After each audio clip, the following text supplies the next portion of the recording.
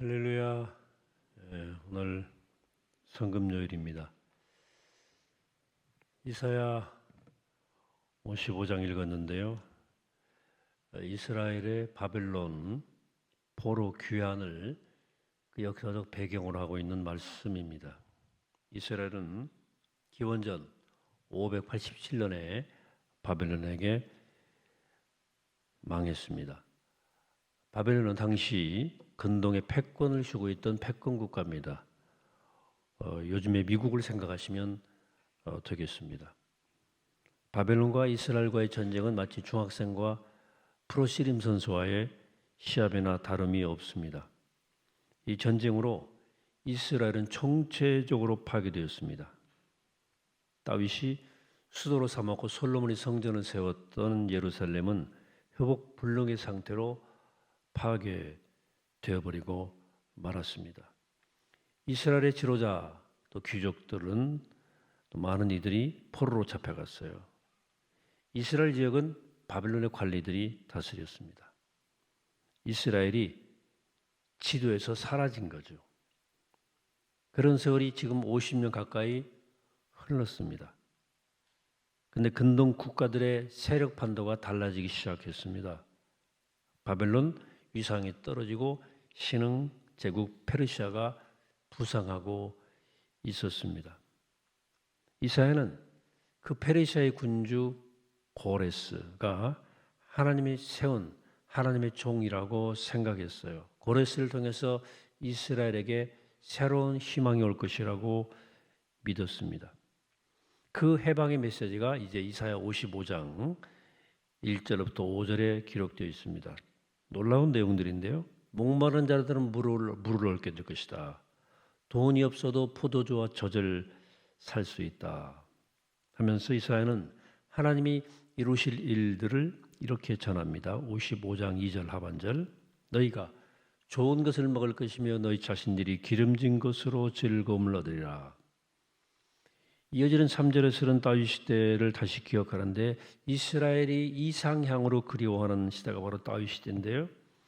이스라엘 사람들은 메시아가 다윗의 후손으로 올 것이라고 믿을 정도였죠. 뿐만 아니라 이스라엘은 앞으로 인근 지역에서 특별한 역할을 하게 될 것이다 라고 55장 5절 상반전 이렇게 말합니다. 네가 알지 못하는 나라를 네가 부를 것이며 너를 알지 못하는 나라가 네게로 달려올 것이다. 그러니까 이사야는 오랜 포로 생활에 지친 이스라엘 백성들에게 앞으로 좋은 일 일어나니까 즐거워라 이렇게만 말하는 것은 아니고요. 그것보다 더 중요한 사실이 있어요. 그들을 그렇게 구원하시는 분이 여호와 하나님이란 사실. 그래서 이스라엘로 하여금 특별한 역할을 하게 하신 이가 여호와 내 하나님 곧 이스라엘의 거룩한 이라고 말합니다. 그 여호와 하나님이 이스라엘을 영원롭게 하셨다는 놀라운 고백입니다.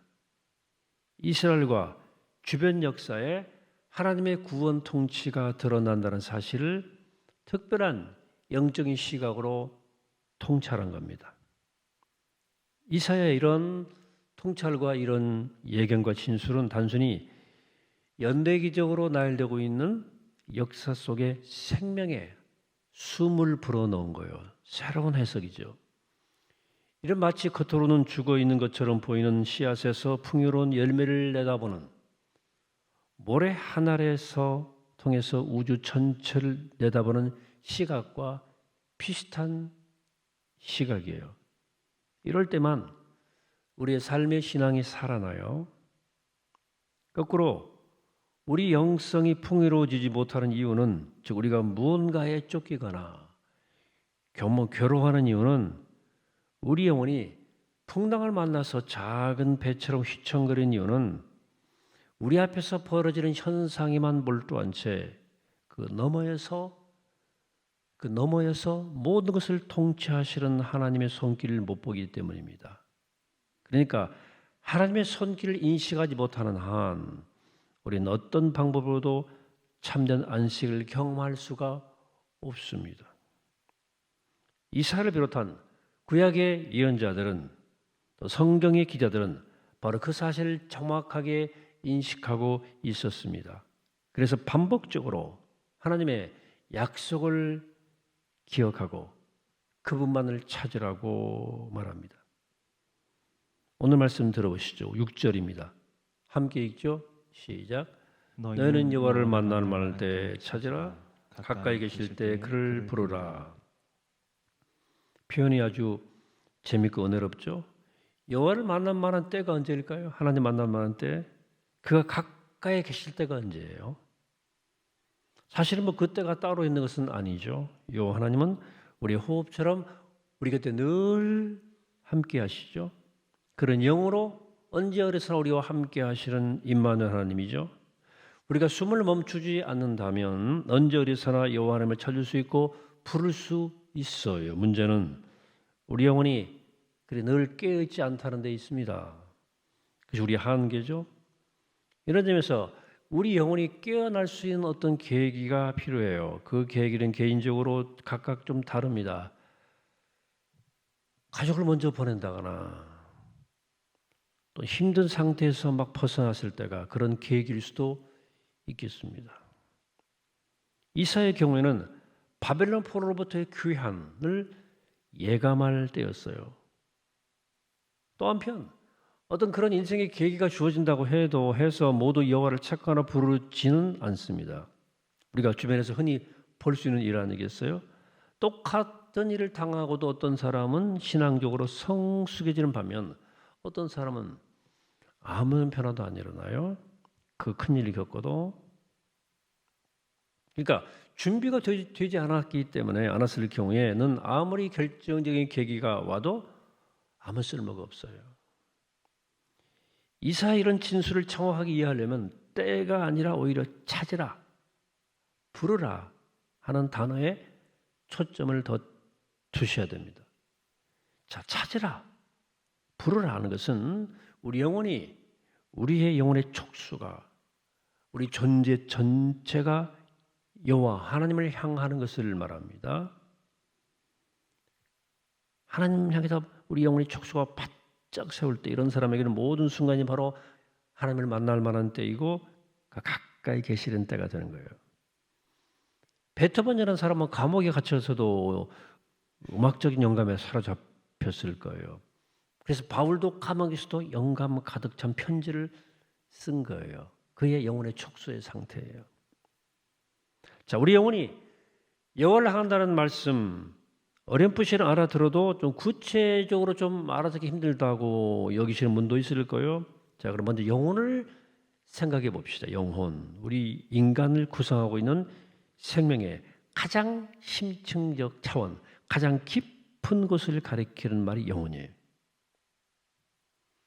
영혼이 여호와를 향한다는 말은 그러므로 내 생명의 가장 깊은 차원으로 들어간다는 뜻입니다. 그 차원은 단순히 심리적인 무슨 차원, 인격과도 다른, 우리 사회적 지위나 어떤 취향과도 다른, 그의 성격 무슨 MBTI 이런 거 아니에요. 이것이 흔들리면 모든 것이 흔들릴 수밖에 없는, 거꾸로 이것이 안정되면 모든 생명이 안정되는 그 생명의 근원을 말합니다. 여러분들의 눈과 귀로 볼 수 없어요. 그것은 하나님을 눈으로 보거나 귀로 들을 수 없는 것과 똑같습니다. 그러나 영혼이 살아 움직이는 것은 확인 가능합니다. 그 영혼은 하나님의 손길에 예민하게 반응하기 때문입니다.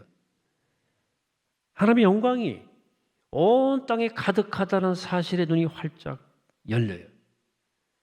마치 마른 건초 더미 위에 불이 붙듯이 하나님의 광채가, 그 광휘에 존재 전체가 사로잡힙니다. 이런 것들은 그 영혼이 살아 움직인다는 증거입니다. 성경은 처음부터 끝까지 이 사실을 증언하고 있어요. 여러분, 성경의 모든 이야기는 인간 영혼의 떨림에 대한 증거입니다. 떨림에 대한 것입니다. 창세기 1장 1절 이렇게 말합니다. 태초에 하나님이 천지를 창조하시니라. 이 문장을 처음에 내뱉은 사람의 영혼을 되짚어 보세요. 그런 태초를 생각했어요. 우주의 시작, 그 이전까지 그의 생각과 마음이 거슬러 올라갑니다. 그리고 하늘과 땅을 중심으로 한 우주를 창조하신 분이 바로 야훼 하나님이라고 고백합니다. 이 창세기 기자는 영혼의 떨림을 경험했습니다.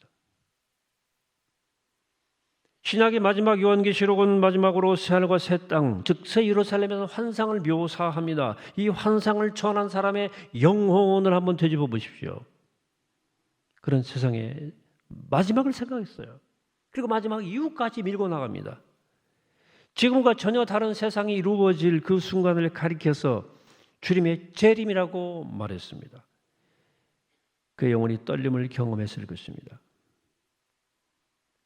여러분 어때요? 이런 모든 성경의 증언에 대해서 내 마음이, 내 영혼이 떨리십니까? 아니면 카더라 통신입니까? 남 얘기예요? 나는 지금 먹고 사는 일에 바빠서 태초와 종말에 마음을 둘 여유가 없으신가요? 저는 지금 우리들의 일상이 무의미하다는 말을 드리는 게 아닙니다. 주님께서 일용할 양식을 위해 기도하라고 주기도문 가르치셨던 예수님을 따르는 기독교인이라면 어느 누구도 일상을 소홀히 하게 대할 수 없어요.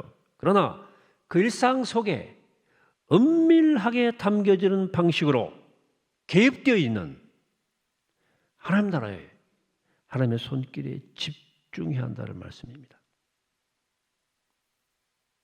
은폐된 방식이에요. 정신 차려야 돼요, 우리가. 예를 봅시다. 여기 부모와 자녀가 있는데 자녀는 부모에게 용돈 얻어타죠. 어릴 때는 용돈이 많을 때도 있고 적을 때도 있습니다. 만약에 자녀가 용돈이 많고 적으면만 투쟁하고 있다면 아직은 철이 안 난 거예요. 용돈 이거밖에 안 줘. 더 줘. 이런 거. 용돈을 주는 부모와의 관계가 더 중요하죠.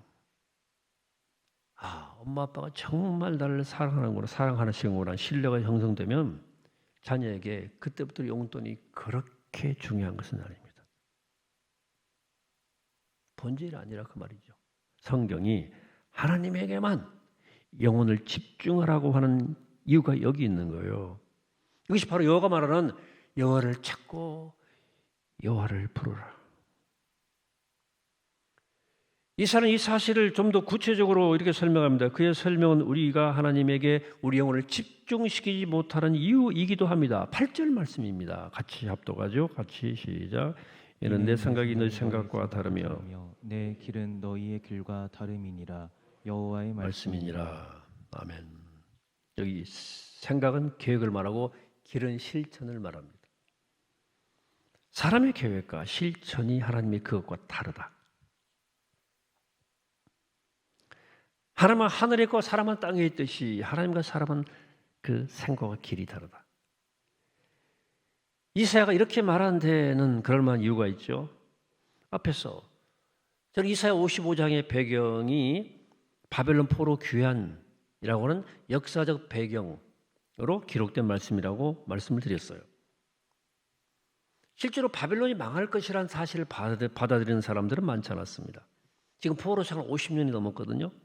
그것이 영원히 계속될 것 같은 분위기였어요. 긴 포로 생활에서 그들의 영혼까지 바벨론 제국의 힘의 보로가 된 것 같았죠. 그렇게 된 거죠. 우리나라에도 일제강점기 말에 친일로 돌아선 지도자들이 많았습니다. 그들은 일제강점기가 끝날 것이라는 사실을 전혀 예상치 못했어요. 여기는 일반 대중만이 아니라 기독교 지도자들도 많이 포함됐어요.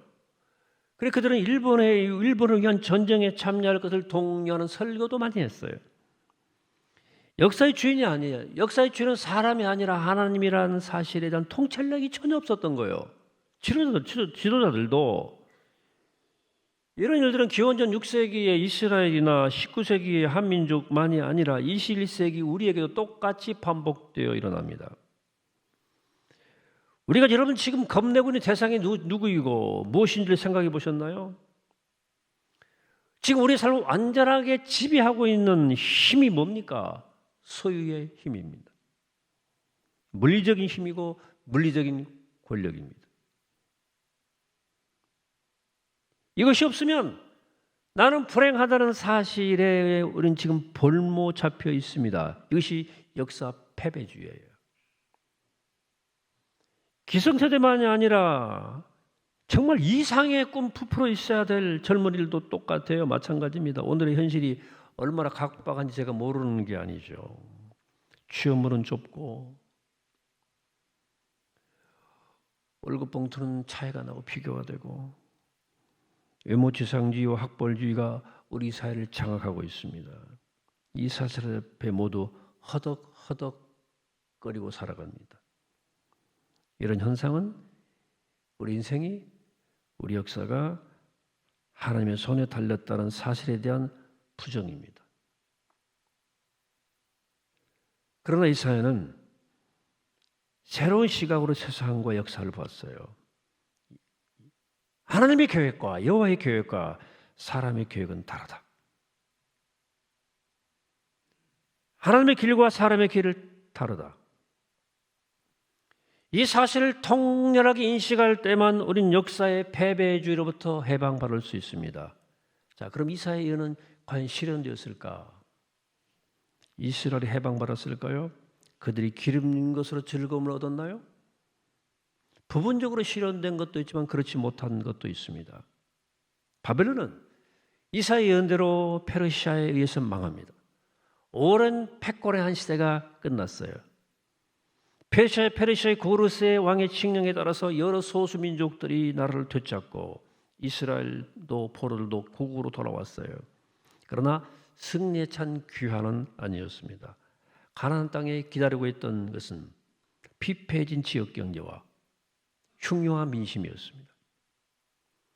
이사야가 하나님의 종으로 평가했던 고레스는 이스라엘의 재건에 별로 큰 역할을 하지 못했습니다. 그도 일반 제국의 왕에 불과했어요. 그놈이야. 이스라엘은 다윗의 영광을 재현하지 못했습니다. 이사야의 예언은 500년 정도 세월이 흐른 뒤에 전혀 다른 방식으로 성취되었습니다. 예수 그리스도가 다윗의 후손으로 오셨어요. 예수 그리스도가 일어난 일은 여호와 하나님의 생각과 길이 사람의 그것과 전혀 다르다는 이사야의 예언이 그대로 실현된 겁니다. 예수의 고향은 나사렛입니다. 나사렛에서 무슨 선한 게 나올 수 있겠냐는 속담이 있을 정도로 나사렛은 별 볼일 없는 동네였습니다. 사람들은 예수의 아버지가 평범한 목수였다는 사실을 기억했습니다. 사람의 세상 경험만으로 본다면 나사렛 주신 목수의 아들 예수가 메시아라는 말은 성립되지 않습니다.